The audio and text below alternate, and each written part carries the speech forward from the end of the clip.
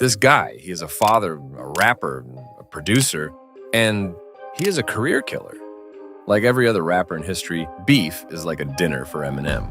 When I say dinner, it not only means it happens pretty often to him, but also means it will eat that alive. And yes, the feud between Eminem and the first victim of this video started with this guy. It's 2002, and Eminem and Dr. Dre have just signed a guy from Queen named Curtis Jackson, better known by his stage name 50 Cent. A new artist was signed to a new label. That's pretty normal, right? But 50 Cent was not that normal. That was the guy who was shot 9 times and survived. That same guy also released a track saying that he robbed everyone in the industry and had an ongoing feud with Ja Rule, a huge name at the time. Ja Rule surely didn't feel comfortable about it. He started to aim at M by releasing a diss track titled Loose Change. In this track, Ja took shots at M by calling him Feminem. No wonder Eminem be cross-dressing. Or saying, but you could become the first white rapper slain. This track was really hard, to be honest. He could have even won this battle if only he hadn't f***ed up with this line. Kim is a known slut, so what's Haley gonna be when she grows up? Eminem initially wanted to stay out of this beef.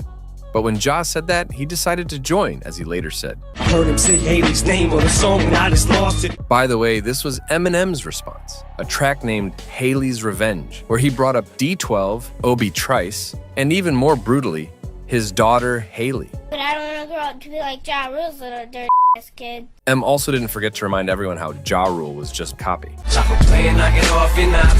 After this, the two camps traded disses tracks back and forth in about 1 year with some notable tracks. M later claimed that his side won this beef and eventually tried to cool down the situation. And even though the battle was won, I feel like we lost it. Eminem and 50 Cent continued to dominate the rap scene for years and still stay relevant today. Meanwhile, Ja Rule's career went downhill dramatically after the beef. He just never recovers and slowly fades from the industry. Not entirely, but Eminem did play a part in the downfall of Ja Rule. Ja Rule is not the only one who made that fatal mistake of mentioning Eminem's daughter's name. This guy did the same thing at almost the same time. For context, Benzino was the co-founder of The Source, one of the biggest magazines about hip-hop at the time. As Eminem once stated, when I was a kid growing up in the early 90s on hip-hop, The Source, as we used to know it, was the Bible of hip-hop. Then guess what? The Source gave Eminem's The Marshall Mathers LP, which is arguably his best album ever, 2 mics of 5. That got M upset. He even got more furious when the magazine gave his 2002 album, The Eminem Show, 4 of 5, which he believed should be 5. Eminem blamed Benzino for this, saying Benzino blocked his album from getting 5 just because he was white. Eminem wasn't totally wrong. Benzino later released the diss track, Put Your Skirt Up, aimed at M with some lines like, 2003 Vanilla Ice, how you playing it? Put Your Skirt Up was not the only one. Benzino dissed M in another track named I Don't Wanna. Can't walk through the hood without the men in black. Eminem didn't sit there. The Detroit rapper responded with several tracks, Invasion, The Sauce, and the famous Nail in the Coffin, arguably his best diss song ever. Would never claim to be no Ray Benzino. That was when Benzino lost his mind. He came out with Die Another Day, where he threatened Eminem's and his daughter's life. Tell Haley it ain't safe no more.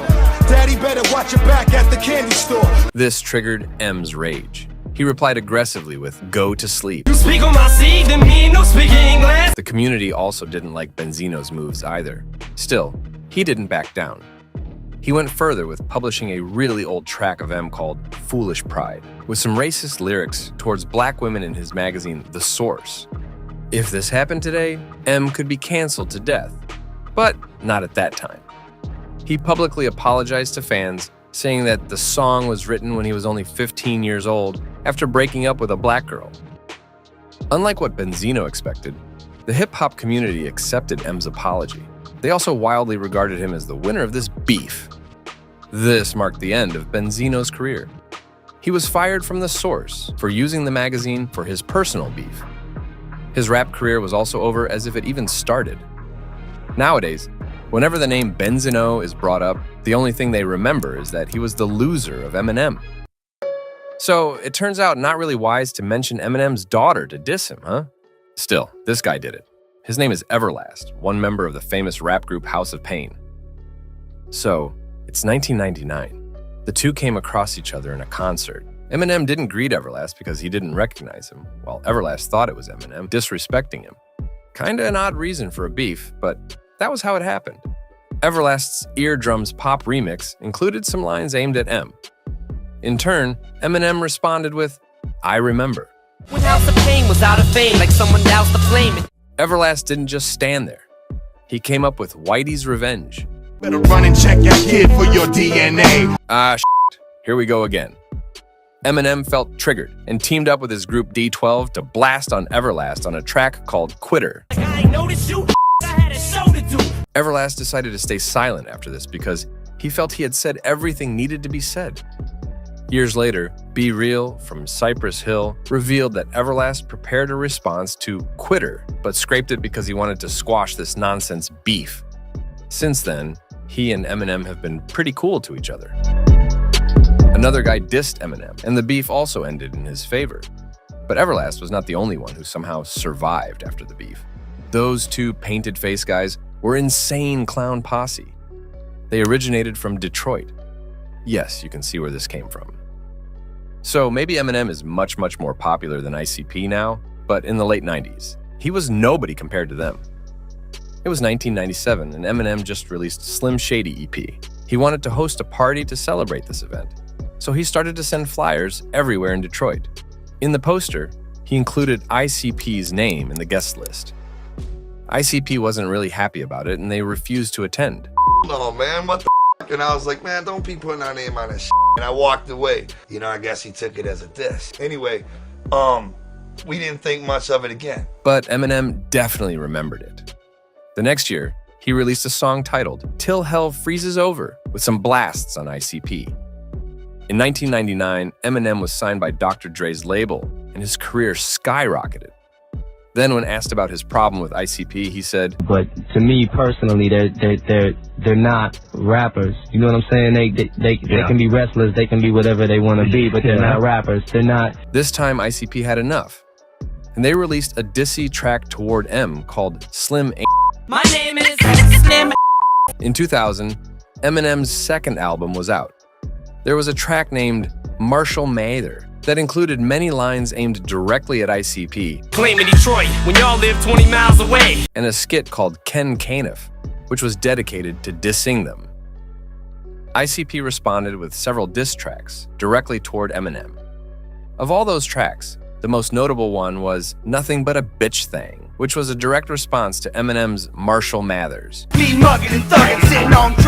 They continued to take shots at each other over the years until Proof, Eminem's closest friend and a pretty chill dude, arranged a bowling match between D12 and ICP to help those two squash this beef. Thanks to that, Eminem and ICP are pretty cool these days. Talking about Proof, there was a beef between another Eminem's friend, Royce Day 59, and his group D12, which he also helped sort out.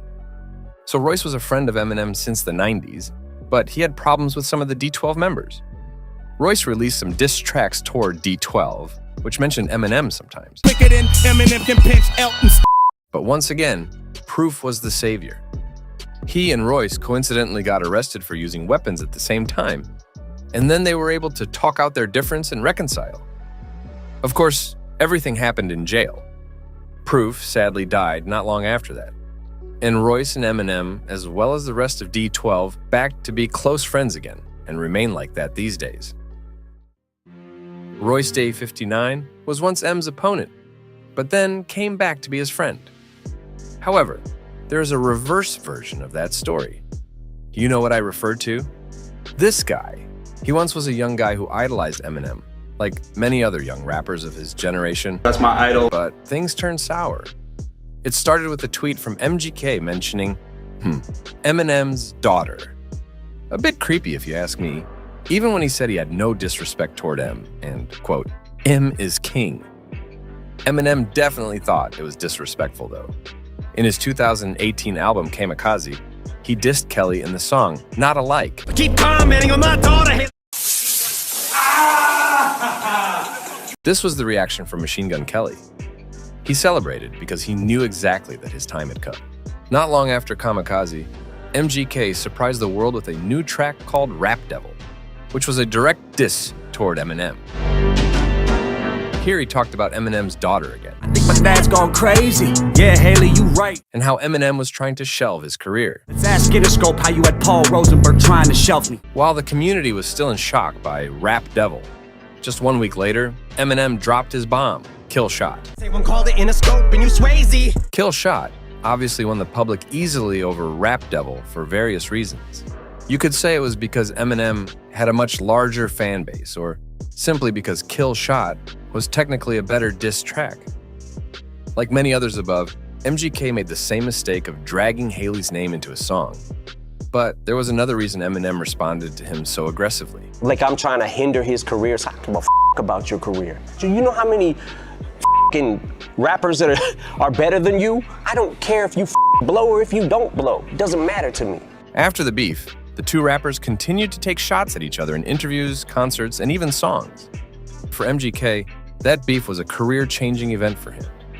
Some of his next projects like Binge EP or Hotel Diablo LP did okay, but it was still underwhelming by his standard. It seemed like the hate from the beef started to hurt his career.